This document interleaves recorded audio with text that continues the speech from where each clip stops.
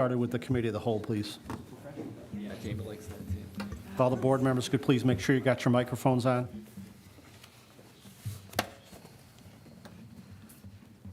You ready, Mike? Ready? Okay, good evening. It is 7 o'clock on Monday, June 9th. I'd like to call to order the Village of Brookfield Committee of the Whole meeting. Mike, can we have a roll call, please? Trustee Ketchmark. Here. Trustee Whitehead. Here. Trustee Hendricks. Here. Trustee Naramatsu. Here. Trustee Gilhooly. Here. Trustee Kaluzny. Here. President Garvey. Here. Thank you. We have 4 items. We'll just call it the Planning and Zoning Commission meeting night. We have 4 cases to talk about, so we'll just get right into it. I'm going to turn it over to Libby Popovic, our Economic Development Coordinator, to go through, but we'll start with the first case, a discussion concerning case 2505 for 8819 Ogden Avenue, a request for sign variations to allow a third permanent sign type and to allow an awning that is not a solid color. Libby? Thank you, President Garvey. We do have the petitioner here to answer any questions if you have any questions. Our code mandates that the awnings be a solid color, and as some of you are familiar with, Bill's Place does have striping. So the text on the awning appears to be approximately at 30% maximum coverage for the awning.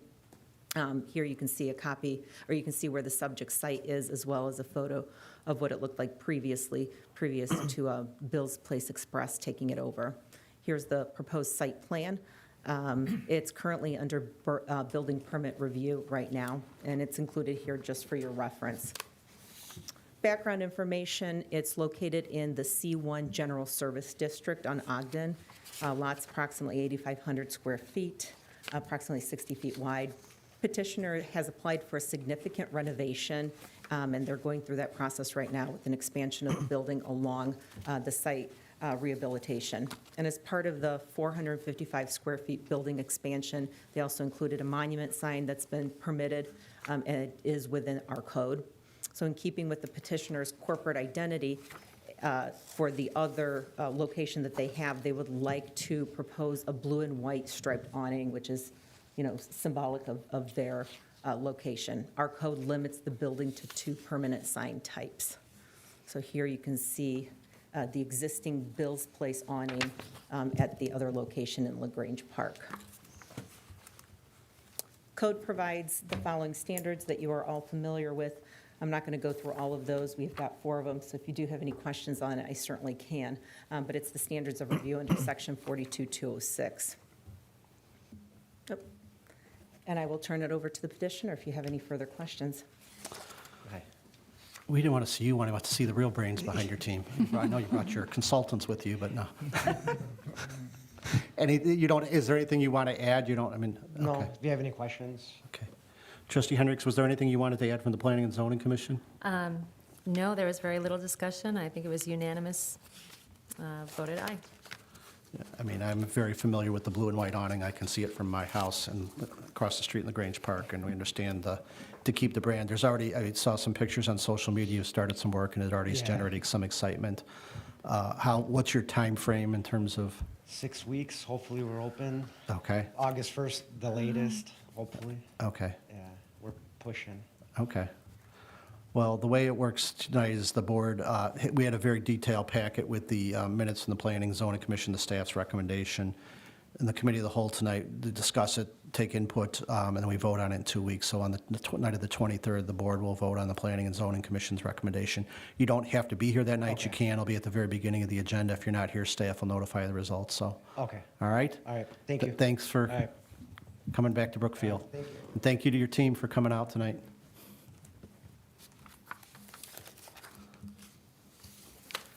All right, the next item, we'll move on to a discussion concerning case 2506, a request for variation from section 62.290 required parking to reduce the number of required parking spaces at 9211 Broadway. Again, we have a very detailed memo from staff and Planning and Zoning Commission minutes and recommendations, but I'm going to turn it over to Libby at this point for a presentation, and then if the applicant would like to say anything. Thank you, President Garvey. Yes, the petitioner is here to answer any questions. Here you can see the subject site at 9211 Broadway Avenue. As you know, at the 8 corners, there's plenty of parking generally during the day. Background information, this is a C3 centralized commercial district. Lot is approximately 8,500 square feet. The site's improved with the single-story, 4-unit commercial building that's approximately 4,900 square feet. There is parking area to the rear of the building, and that provides 2 spaces for this applicant. And 8 Corners commercial area provides a number of other parking spots that are generally accessible for parking. You can see this existing site right here. And this is the proposed floor plan. This is proposed to be a drinking, eating and drinking establishment for ice cream. And the floor plan illustrates how the renovation is going to look. They are in the process of completing that right now. Standards of review that you're familiar with under Section 62-760, it does provide a hardship for the applicant for the parking to go from 3 to 7 in that location. And the variation sought is not unreasonable, as it won't significantly increase congestion. It's an ice cream parlor for going in and out without lengthy seating on that. And with that, I'll turn it over to the applicant with any questions. If you could just state your name for the record, please. My name's Saul Soto. Okay. And again, Trustee Hendricks, anything you want to add from the Planning and Zoning Commission? Yes, the Planning and Zoning Commission discussed, they were favorable for it, obviously. They discussed that it would be a quick turnover in customers. It would bring a lot of bicyclists and walkers rather than a lot of traffic. It was pointed out that when the previous business was there and doing good business, there was not a parking problem. And they did recommend a condition of 2 spaces behind the building that are already for the building to be signed as for employees up, but I don't think that it was listed as a condition in the variation, right? No, it wasn't listed. That was a recommendation, though. Right. And I believe the applicant Correct. didn't have any objections to No. that. That's spot on. So is it, Trustee Hendricks, are you suggesting that the board consider the, adding that language to a condition as the variation? Can you confirm, are we allowed to add a condition to a variance? I don't believe we are. That's what I thought. So it was discussed, and it would be recommended, it would essentially be to the applicant's best interest to put those signs up there, because then you get to use your own parking, Yeah. and other people aren't going to take Absolutely. them. Sure. So we'll just point that out again. Thank you. Do any board members have any questions of the applicant at this point? No, I agree. You're going to get a lot of walking traffic, especially from my kids at SC Gross. Yes. They are already excited about the sign in the window. So I agree. Even at the, ice cream downtown or other places, people are in and out or walking. Sure. So I think that it makes sense not to have additional parking there. There's plenty of parking. Agreed. Any other questions or comments to the board? What's the timeline for opening? Well, the architectural plans are under review. We're hoping, I'm expecting maybe 1 or 2 kickbacks until they're officially granted along with the permits. So hopefully 45 days from whenever I get the permits, we could get the doors open and rolling. Just to qualify what you mean by kickbacks, you just mean changes. Revisions, I'm sorry. Revisions.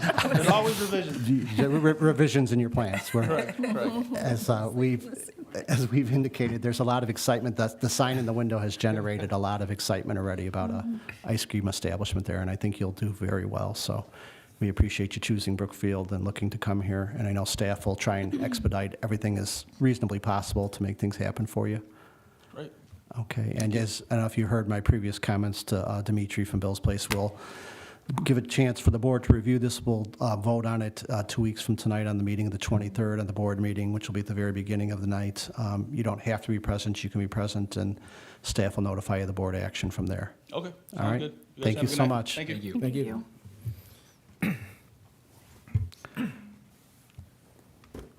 Okay, moving on to the third case, a discussion concerning case 2507, a request for a special use permit related to section 62.30 to allow a dog grooming establishment at 9448 West 47th Street.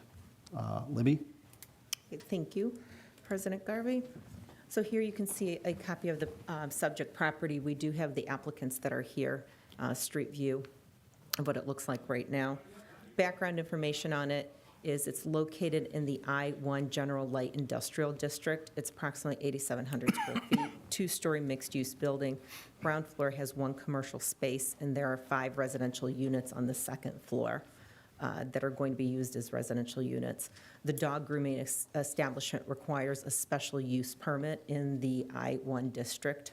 And here you can see the subject site, location of it, proposed plan that the applicant has submitted as to what it'll look like on the inside.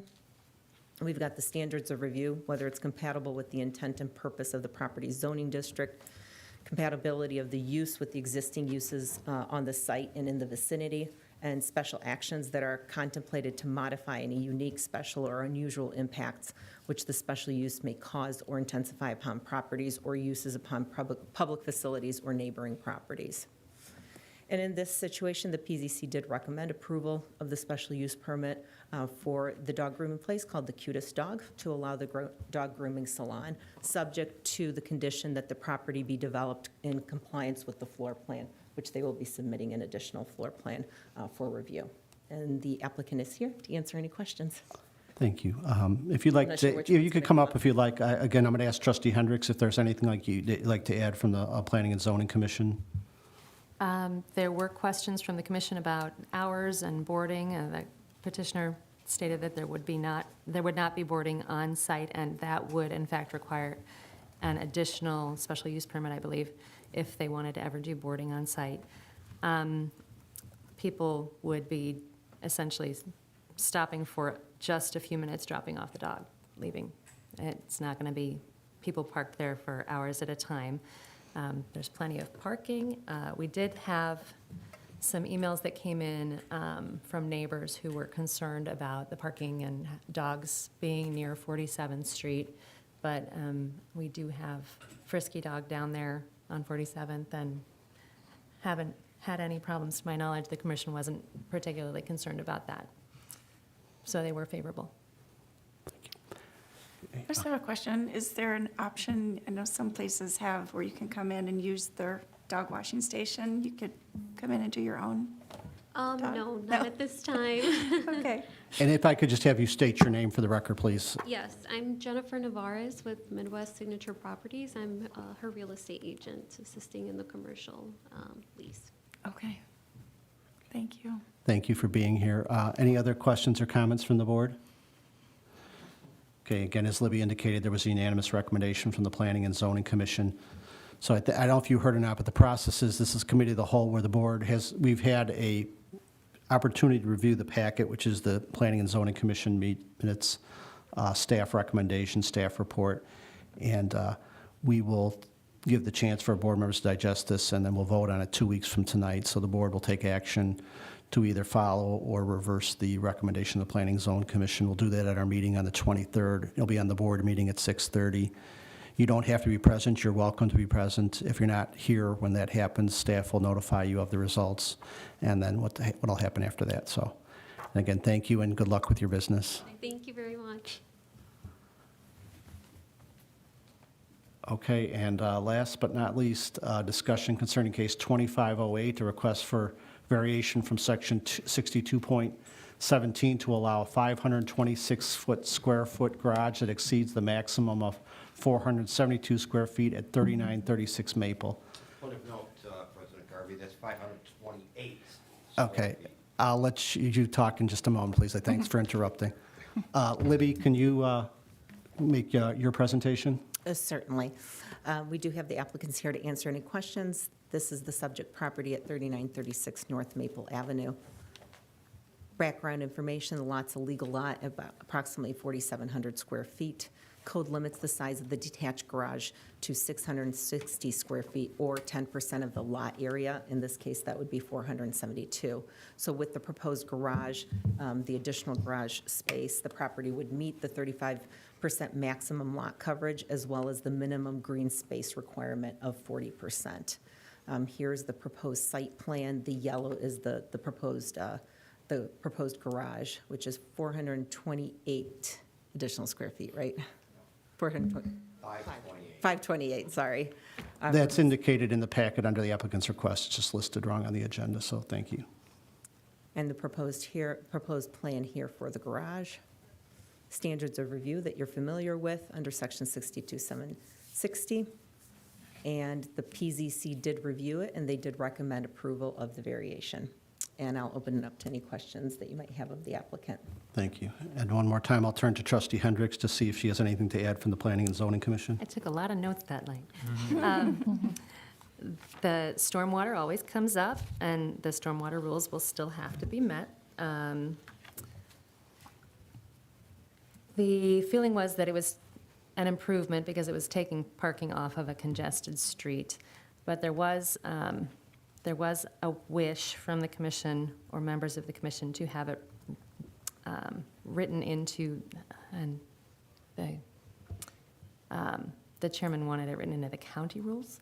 No more accessory structures allowed on the property. And again, I don't think that we can put that condition on there. Is that a condition that I'm going is? to This defer is a to variation. Adam. Yeah. This is a variation, so typically you don't put conditions on variations unless it's unique. But for the accessory structures on the property itself, wouldn't that necessitate another variation if that was to occur because of the lot coverage? It seems like the chairman of the Plan Commission indicated concern that the applicant could then come forward and put another accessory structure on, but I believe that maybe Adam's pointing out that because of the Would require another variance. another variation, we could deal with that time. And I appreciate the chairman's concerns about it, but we would deal with that if and when it came up in another variance application, I believe, so. Certainly. But I appreciate them bringing up the concern. Is there anything else, Trustee Hendricks, or? That was it. Okay, thank you so much. Do the board members have any questions or for the applicant who's here? Okay. So again, I think you've all heard the process. We talked about it tonight. The board has had a chance already to review the packet. We'll vote on it 2 weeks from tonight on the 23rd of June. It'll be on the board meeting at the very beginning. You don't have to be here, but if you're not here, we'll let you know what happened, and you can go from there. All right? All right, thanks, guys. Thanks so much for coming out Thank tonight. you. Okay, that ends the items we have up for discussion tonight on the Committee of the Whole. Once again, I'm going to open it up to public comment. Is there anyone on the right side that has my right side that has any public comment? Is there anyone on my left side that has any public comment? Hearing, hey, Jim, we're still in the meeting here. If you could please step out in the hallway if you want to talk.